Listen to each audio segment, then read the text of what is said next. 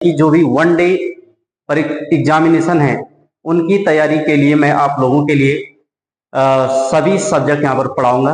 और उसमें आपका हिस्ट्री, ज्योग्राफी, उत्तराखंड, हिंदी, सभी सब्जेक्ट आपको पढ़ाऊंगा। इस क्रम में मैंने आज सबसे पहले आपको यहाँ पर ज्योग्राफी से शुरुआत कर रहा हूँ। तो आज हम यहाँ पर जो पढ़ने जा रहे हैं, इंडियन ज्योग्राफी को पढ़ने जा रहे हैं। इंडियन ज्योग्राफी में हम जानेंगे कि क्या क्या इसकी महत्वपूर्ण विशेषताएं हैं। इंडियन ज्योग्राफी के अंतर्गत हम देखेंगे कौन कौन से महत्वपूर्ण पॉइंट हैं जो हमारे एग्जाम से डायरेक्ट कनेक्टेड हैं। इस क्रम में मैं आज आप लोगों के सामने पहला टॉपिक ज्योग्राफी में लेके आ रहा हूं। उस टॉपिक का नाम है भारत की भौगोलिक अवस्थिति। भारत की जो भौगोलिक अवस्थिति है कैसी है, भारत कितने अक्षांश और देशांतरों के बीच भारत का विस्तार है, किस लोकेशन में भारत बसा हुआ है, ये सब हम यहाँ पर एक एक करके जो परीक्षा के महत्वपूर्ण फैक्ट हैं इंडियन ज्योग्राफी से, जो भारत की भौगोलिक अवस्थिति को दर्शाते हैं, इसमें समझने का प्रयास करते हैं। इसी क्रम में सबसे पहले हम समझेंगे भारत पृथ्वी पर कहाँ है और किस गोलार्ध में। तो सबसे पहली बात यही करें, भारत जो है, भारत का जो विस्तार है पृथ्वी पर, ये ग्लोब है। इस पर हम समझते हैं कि ये भूमध्य रेखा है। इसको 0 डिग्री अक्षांश कहते हैं। इसको 0 डिग्री अक्षांश कहते हैं। अक्षांश रेखाएं वे रेखाएं होती हैं जो ग्लोब पर खींची गई काल्पनिक रेखाएं होती हैं। ये रेखाएं पश्चिम से पूर्व या पूर्व से पश्चिम की ओर खींची जाती हैं। इन रेखाओं को ही काल्पनिक रेखा कहते हैं। काल्पनिक रेखाओं में जैसे मेन जो लाइन होती है भूमध्य रेखा होती है, जिसको 0 डिग्री अक्षांश या इक्वेटर जोन भी कहते हैं। तो ये भूमध्य रेखा है और इसके 23.5 डिग्री नॉर्थ और 23.5 डिग्री साउथ, उत्तर की ओर कर्क रेखा है और दक्षिण की ओर मकर रेखा है। तो भारत की जो अवस्थिति है कर्क रेखा पर है। कर्क रेखा पर भारत का विस्तार है। सबसे पहले हम समझेंगे अक्षांश रेखाएं, वे काल्पनिक रेखाएं जो पश्चिम से पूरब की ओर या पूरब से पश्चिम की ओर खींची जाती हैं ग्लोब पर। देशांतर रेखाएं, देशांतर रेखाओं के बारे में मैं आपको समझाना चाहता हूं। देशांतर रेखाएं भी उत्तर से दक्षिण की ओर खींची जाती है। 0 डिग्री देशांतर है। इसी से दुनिया का जो समय है, समय का निर्धारण इस 0 डिग्री देशांतर से होता है। और भारत के जो मध्य से होकर गुजरता है 82.5 डिग्री देशांतर, 82.5 डिग्री देशांतर भारत के मध्य से होकर गुजरता है।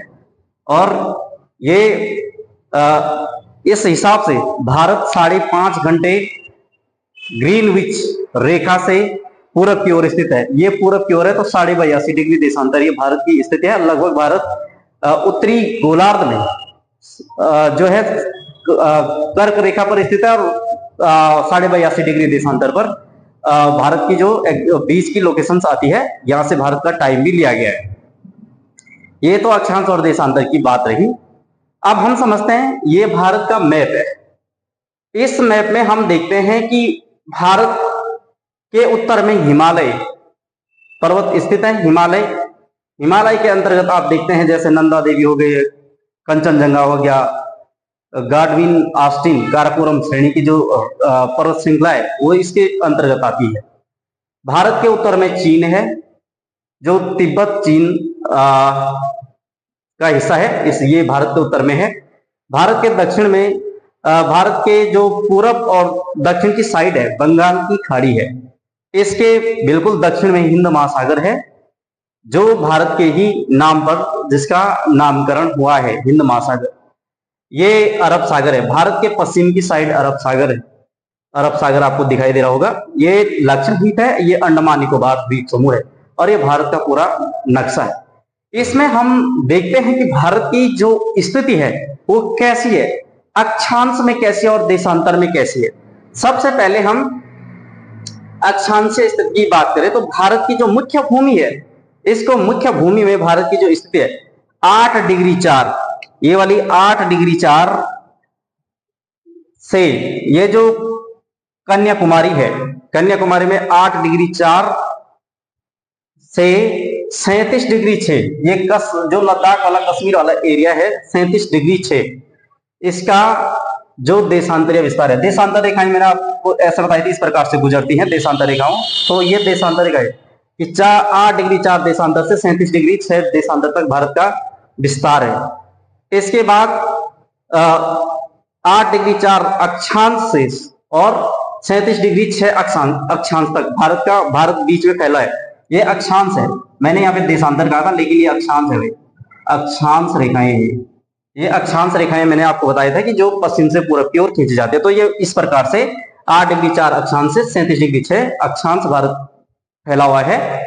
इसके अतिरिक्त देशांतर की बात करें तो भारत की देशांतरीय स्थिति कैसे है, तो ये भारत की 68.7 डिग्री देशांतर से 97 डिग्री 25 देशांतर के बीच भारत स्थित है। इन दो देशांतर 68 देशांतर से 97 देशांतर के बीच भारत की स्थिति है। 68.7 से 97.25 देशांतरों के बीच भारत फैला है। यानी कि भारत की जो स्थिति है इस प्रकार से भारत का फैलाव है। इधर अक्षांश रेखाएं होंगे, ये देशांतर रेखाएं, इनके बीच भारत स्थित है। ये तो मैंने अक्षांश और देशांतर की बात की। अगली जो अगला पॉइंट हम यहां पर समझते हैं कि भारत का यह पूरी मुख्य भूमि की जो दूरी है कितनी है, तो 32.14 यानी कि 3214 किलोमीटर उत्तर से दक्षिण तक भारत का विस्तार है। 3114 किलोमीटर उत्तर से दक्षिण तक भारत का विस्तार है। और पूरब से पश्चिम की स्थिति अगर देखें, पूरब से पश्चिम 2933 किलोमीटर भारत का फैलाव है। 2933 यानी कि गुजरात से और अरुणाचल प्रदेश की दूरी 2933 किलोमीटर है, और लद्दाख से और कन्याकुमारी के बीच की दूरी 3214 किलोमीटर है। ये तो भारत की दूरी की बात करें। अब बात करें भारत के पड़ोसी देश कौन कौन है, तो भारत के पड़ोसी देशों में जैसे नेपाल हो गया, नेपाल भारत के उत्तर में स्थित है। भूटान उत्तर पूर्व में भारत की स्थित है। ये बांग्लादेश है। बांग्लादेश की जो सीमा भारत से लगती है 4096 किलोमीटर। सबसे ज्यादा अंतर्राष्ट्रीय सीमा रेखा भारत की बांग्लादेश से ही लगती है। और दूसरा, यहां से एक प्रश्न ये बनता है कि कौन सा ऐसा राज्य है जो बांग्लादेश से 3 ओर से घिरा हुआ है। परीक्षा में प्रश्न पूछा जाता है तो इसका आंसर है त्रिपुरा। त्रिपुरा बांग्लादेश से 3 ओर से घिरा हुआ है। इसके अतिरिक्त ये बांग्लादेश हो गया, ये श्रीलंका हो गया। इधर मालदीव एक देश है, ये समुद्र का देश, समुद्र में है ये मालदीव, हिंद महासागर में। ये भी भारत का एक पड़ोसी देश है। और ये लक्षद्वीप है, भारत के अंडर में लक्षद्वीप, और अंडमान निकोबार भारत का हिस्सा है, भारत के अभिन्न अंग है। इसके अतिरिक्त इधर पाकिस्तान है, भारत के पश्चिम में पाकिस्तान है। 33 किलोमीटर यानी कि 3323 किलोमीटर पाकिस्तान भारत से अंतर्राष्ट्रीय सीमा रेखा को बनाता है यहाँ तक लगभग। और अफगानिस्तान 106, यहाँ पर मतलब अफगानिस्तान इतना लगा हुआ 106, अफगानिस्तान की जो लोकेशन से 106 किलोमीटर की भारत से अंतर्राष्ट्रीय सीमा रेखा बनाता है। भारत और पाकिस्तान की जो अंतर्राष्ट्रीय सीमा रेखा है उसको रेड क्लिफ सीमा रेखा कहते हैं, और ये बांग्लादेश से भी लगी हुई है रेड क्लिफ सीमा रेखा। इसी के अतिरिक्त अफगानिस्तान से जो भारत की अंतर्राष्ट्रीय सीमा रेखा लगती है उसको डूरंड सीमा रेखा कहते हैं। और चीन से जो भारत की सीमा रेखा लगती है अंतर्राष्ट्रीय सीमा रेखा, उसको मैकमोहन सीमा रेखा कहते हैं। तो ये अंतर्राष्ट्रीय सीमा रेखाएं हैं कुछ प्रमुख। इसके अतिरिक्त हम भारत के बारे में बात करें तो भारत का जो सबसे दक्षिणी बिंदु है ये इंदिरा पॉइंट है। भारत का सबसे दक्षिणी बिंदु इंदिरा पॉइंट है, और सबसे उत्तरी बिंदु इंदिरा कॉल है। आपको याद होना चाहिए, इंदिरा कॉल सबसे उत्तरी बिंदु है और सबसे दक्षिणी इंदिरा पॉइंट है। इसके अतिरिक्त भारत की सबसे पूर्वी बिंदु किबुतु है। ये यहाँ पर किबुतु लिखा हुआ है, तो ये किबुतु है भारत का सबसे पूर्वी बिंदु। और सबसे पश्चिमी बिंदु है गोरमोता। सबसे पश्चिमी बिंदु भारत का गोरमोता है। ये आपको समझ में आ रहा होगा। इस प्रकार से ये भारत की लोकेशंस है। अब भारत अपने में विभिन्न प्रकार की विविधताओं को लिए हुए है। भारत की अपनी एक विशेष पहचान है दुनिया में, और दुनिया के देशों में भारत एक महत्वपूर्ण देश है, चाहे आप जनसंख्या के हिसाब से देखें या आप क्षेत्रफल के हिसाब से देखें। इसी क्रम में भारत के बारे में जानते हैं तो भारत को प्राचीन काल में आर्यभट्ट के नाम से जाना जाता था, और धीरे धीरे भारतवर्ष कहा जाने लगा। ऐसे ही भारत में बहुत सारे जो विदेशी लोग हैं यहाँ पर आए हैं। इनमें जैसे भारत को आर्यभट्ट, भारतवर्ष और ईरानियों ने, ईरान जो पश्चिम, भारत के पश्चिम से सिंधु नदी से जो आए, इन्होंने सिंध के नाम से ही भारत का नाम हिंद, और सिंध मतलब सिंधु नदी के नाम सिंध नदी, और सिंध से ही हिंद, और हिंद से ही हिंदुस्तान बना।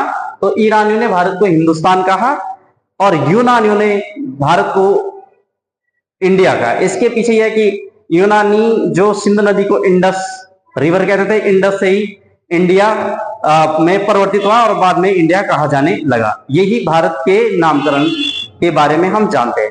लेकिन हमारे धर्म ग्रंथों में कहा जाता है कि भरत के नाम पर ही, जो शकुंतला और दुष्यंत का प्रतापी पुत्र भरत होता है, उसके नाम पर हमारे देश का नाम भारत पड़ा है, ये हम समझते हैं। इसके अतिरिक्त दूसरी बात आती है भारतीय उपमहाद्वीप। जो भारत का विस्तार और फैलाव है, भारत जो फैला हुआ है उत्तरी गोलार्ध में है और एशिया महाद्वीप का हिस्सा है।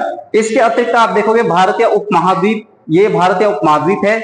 इसमें देखोगे इस उपमहाद्वीप में भारत हो गया, बांग्लादेश, भूटान, नेपाल, मालदीव, श्रीलंका और पाकिस्तान आते हैं। इसमें देख सकते हैं पाकिस्तान और नेपाल, भूटान, बांग्लादेश, श्रीलंका और मालदीव इसमें भारतीय उपमहाद्वीप के देशों में शामिल किए जाते हैं। इसके भारतीय उपमहाद्वीप के अंतर्गत आते हैं। इसके अतिरिक्त मैं आपको दूसरी बात बताना चाहता हूं, भारत दुनिया में जनसंख्या की दृष्टि से भी महत्वपूर्ण स्थान रखता है। भारत दुनिया में 2011 के आंकड़ों के आधार पर भारत दुनिया का दूसरा सबसे ज्यादा जनसंख्या वाला देश है। लेकिन जो 2024 के 23 में जो आंकड़े आए हैं, तो 23-24 के जो आंकड़े हैं उस आधार पर भारत दुनिया का सबसे जनसंख्या वाला देश बन चुका है। लेकिन हमें आधिकारिक रूप से जो आंकड़े हैं 2011 के, उन आंकड़ों के आधार पर समझना है भारत दुनिया का दूसरा सर्वाधिक जनसंख्या वाला देश है। भारत से अधिक जनसंख्या वाला, सर्वाधिक जनसंख्या वाला जो देश है वो है चीन, जो एशिया महाद्वीप में ही है। और एशिया महाद्वीप में विश्व की लगभग 60% जनसंख्या रहती है और 30% क्षेत्रफल एशिया महाद्वीप में भारत का, एशिया महाद्वीप के पास दुनिया का है। इसके अतिरिक्त भारत 2.43% हिस्सा ही दुनिया का अपने पास रखता है। इसके अतिरिक्त भारत के बारे में बता दूं, भारत से जो क्षेत्रफल में ज्यादा बड़े देश हैं, एक तो रूस है। रूस दुनिया का सर्वाधिक और सबसे बड़ा क्षेत्रफल वाला देश है। रूस जो यूरोप से भी लगा हुआ है और एशिया से भी। यूरोप वाले हिस्से को रूस कहा जाता है और एशिया वाले हिस्से को साइबेरिया कहा जाता है, और ये सारा का सारा हिस्सा रूस के अंतर्गत आता है। रूस दुनिया का सबसे बड़ा क्षेत्रफल वाला देश है। इसके अतिरिक्त कनाडा की बात करूं, उत्तरी अमेरिका में ये फैला हुआ है कनाडा, और कनाडा दुनिया का दूसरा सबसे ज्यादा क्षेत्रफल वाला देश है। लेकिन अगर सर्वाधिक सीमा, सबसे लंबी सीमा रेखा वाला देशों की बात करें तो कनाडा दुनिया का सबसे ज्यादा सीमा रेखा रखने वाला देश है। इसके अतिरिक्त आपको बताना चाहता हूं, उसके बाद यूएसए आता है। यूएसए दुनिया का तीसरा सर्वाधिक क्षेत्रफल रखने वाला, फिर चीन है, फिर उसके बाद ब्राजील है, फिर ऑस्ट्रेलिया, फिर भारत है। तो ये दुनिया के सबसे ज्यादा जो क्षेत्रफल वाले देश हैं। इस क्रम में भारत का जो स्थान है दुनिया के क्षेत्रफल वाले देशों में, भारत का क्रम है 7वां। भारत 7वें स्थान पर आता है। इसके अतिरिक्त अक्षांश या कर्क रेखा, भारत के बीचों बीच से जो मुख्य अक्षांश की बात करें तो कर्क रेखा गुजरती है, जो 23.5 डिग्री उत्तरी अक्षांश, उत्तरी गोलार्ध, जो 23.5 डिग्री, ये जो भारत के बीचों बीच से गुजरने वाली जो रेखा है उसको अक्षांश रेखा कहते हैं। जो अक्षांश रेखा है, उस मुख्य अक्षांश, उसको कर्क रेखा कहते हैं। और ये कर्क रेखा जो है 23.5 डिग्री उत्तरी अक्ष, जो 23.5 डिग्री भारत के बीचों बीच से होकर गुजरती है। इसमें से जो प्रमुख राज्य लगते हैं, गुजरात हो गया, आपको ये वाला गुजरात, फिर इसके आगे ये गुजरात हो गया, तो इधर राजस्थान का कुछ पार्ट यहाँ आता है, राजस्थान हो गया। उसके बाद मध्य प्रदेश, उसके बाद छत्तीसगढ़। छत्तीसगढ़ का भी मेन प्लेस जो है पूछा जा सकता है कौन सा शहर बिल्कुल कर्क रेखा पर स्थित है, तो रांची बिल्कुल कर्क रेखा के बीचों बीच में बस, कर्क रेखा इस शहर के मध्य से होकर गुजरती है। इसके अतिरिक्त झारखंड, इसके अतिरिक्त पश्चिम बंगाल जो कर्क रेखा पर भारत का लगा हुआ है, और इसके अतिरिक्त त्रिपुरा और मिजोरम जो कर्क रेखा पर स्थित भारत के राज्य हैं, ये भी पूछे जा सकते हैं, पूछे जाते हैं परीक्षा में, आपको इसको भी ध्यान रखना है। इसके अतिरिक्त मैं यहाँ पर आपको दूसरा बता रहा, देशांतर की बात करूं तो अक्षांश रेखाएं पश्चिम से पूरब की ओर खींची जाने वाली काल्पनिक रेखाएं, और देशांतर रेखाएं उत्तर से दक्षिण की ओर खींची जाने वाली काल्पनिक रेखाएं। और देशांतर की मैं बात करूं तो भारत के मध्य से जो देशांतर गुजरता है 82.5 डिग्री देशांतर गुजरता है, जिससे भारत का टाइम निर्धारित किया जाता है। भारत का मानक समय इसी से निर्धारित है, जो ग्रीनविच रेखा से 5.5 घंटे आगे है। ग्रीनविच का जो इंग्लैंड का टाइम होगा, जो ब्रिटेन का टाइम हो, उससे भारत का टाइम 5.5 घंटे आगे होगा, क्योंकि भारत पूर्वी देशांतर में है, पूर्वी देशांतर में होने की वजह से भारत का टाइम आगे है। इसके अतिरिक्त जो देशांतरीय विस्तार की बात करूं तो 82.5 डिग्री देशांतर भारत के बीचों बीच से होकर गुजरता है, तो ये 82.5 डिग्री देशांतर है, ये भारत के, और ये अक्षांश रेखा है, और तो ये मिर्जापुर इलाहाबाद के पास से यहाँ पे टाइम निर्धारित किया गया है। इसके अतिरिक्त जो राज्य आते हैं देशांतर के अंतर्गत, तो उत्तर प्रदेश आ गया, मध्य प्रदेश आ गया, छत्तीसगढ़, ओडिशा और आंध्र प्रदेश राज्य देशांतर रेखा से स्पर्श होते हैं। जिन राज्यों से होकर के ये देशांतर रेखा गुजरती है वो इस प्रकार से हैं। इसके अतिरिक्त मैंने कहा था कि भारत दुनिया का जो 2011 के आंकड़ों के आधार पर सर्वाधिक जनसंख्या रखने वाला देश, सर्वाधिक जनसंख्या के मामले में दूसरा देश है। इससे पहले चीन का स्थान आता है 2011 के आंकड़ों के आधार पर। 2011 के आंकड़ों के आधार पर भारत में दुनिया की जो टोटल जनसंख्या 17.5% जनसंख्या भारत में निवास करती है। इसके अतिरिक्त भारत की जो टोटल जनसंख्या है 2011 के आंकड़ों के आधार पर 121 करोड़ मानी गई है, 121 करोड़ है। इसके अतिरिक्त क्षेत्रफल की बात करें तो भारत का जो टोटल क्षेत्रफल है 32.8 किलोमीटर, तो इसमें टोटल हम देखें 32,87,263 वर्ग किलोमीटर भारत के क्षेत्रफल को माना गया है। 2.43 दुनिया का टोटल क्षेत्रफल का 2.43% रखता है। सीमाएं, भारत की जो टोटल सीमा की बात करें, जो स्थलीय सीमा है, स्थल वाली सीमा हम यहाँ से समझते हैं, ये स्थलीय सीमा हो गई यहाँ से, और जो भी स्थल तक लगती है भारत की लगभग यहाँ तक, ये टोटल जो सीमा रेखा है भारत की, इसकी पूरी जो ये सीमा रेखा है, ये है जो स्थलीय सीमा रेखा 15,200 किलोमीटर, ये भारत की स्थलीय सीमा रेखा है, जो आपके गुजरात का जो स्थलीय भाग हो गया यहाँ से स्टार्ट होकर के और इस प्रकार से यहाँ तक, ये पूर्वोत्तर के जो राज्य है मणिपुर या इन राज्यों तक, तो यहाँ तक 15,200 किलोमीटर है। मुख्य तटीय भूमि, जो मुख्य तटीय रेखा है, जो यहाँ से ये तट वाली रेखा है गुजरात से लेकर के और यहाँ तक, इसकी जो टोटल लंबाई है 6100 किलोमीटर है।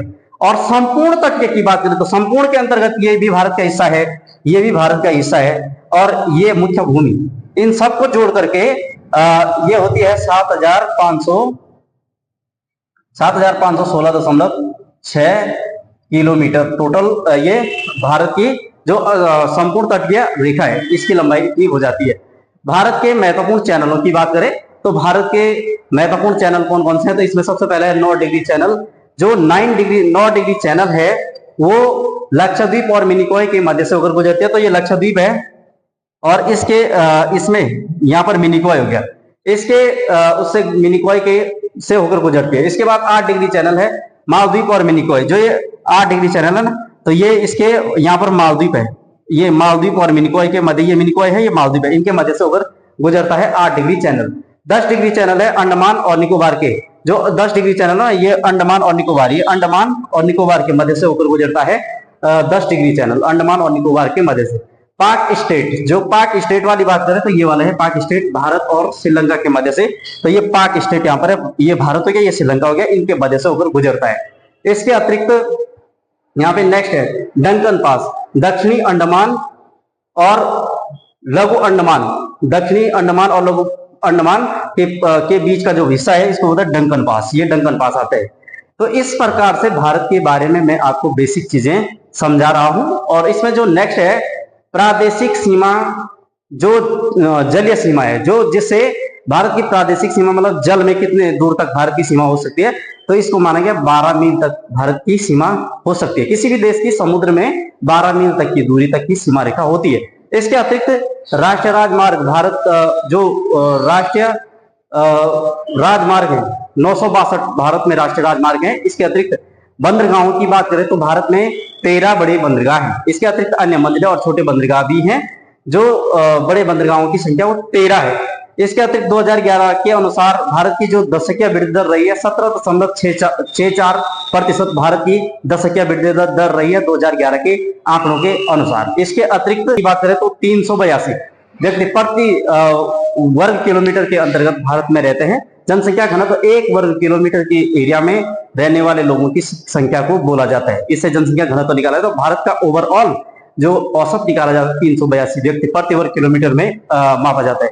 इसके अतिरिक्त साक्षरता की बात करें तो भारत की जो 2011 के आंकड़ों के आधार पर साक्षरता है वो 70.04% है, जिसमें पुरुष साक्षरता 82.14, जो 82.14% भारत की जो पुरुष साक्षरता दर है, और महिला साक्षरता दर है 65.65% भारत की महिला साक्षरता दर है। इसके अतिरिक्त अनुसूचित जाति की जो जनसंख्या भारत में 16.6% है, और अनुसूचित जनजाति की जो जनसंख्या है 8.6% भारत में निवास करती है। और अंतरराष्ट्रीय सीमा से लगने वाले जो राज्य हैं भारत के 18 राज्य हैं। तो दोस्तों इस प्रकार से बेसिक इंट्रो हमने इसमें देखा, भारत की अवस्थिति के बारे में जाना, भारत के मैपिंग के बारे में जाना, भारत कहाँ कहाँ फैला हुआ है, भारत का विस्तार कितना है, कौन कौन से देश भारत से क्षेत्रफल में बड़े हैं, जनसंख्या में सर्वाधिक बड़ा देश कौन सा है, सबसे छोटा देश कौन सा है, भारत की लोकेशन कैसी है, भारत की सीमाएं कहाँ कहाँ तक फैली है, भारत के उत्तर में हिमालय पर्वत है और दक्षिण में क्या है, ये सारा का सारा हमने आज की क्लास में पढ़ा है।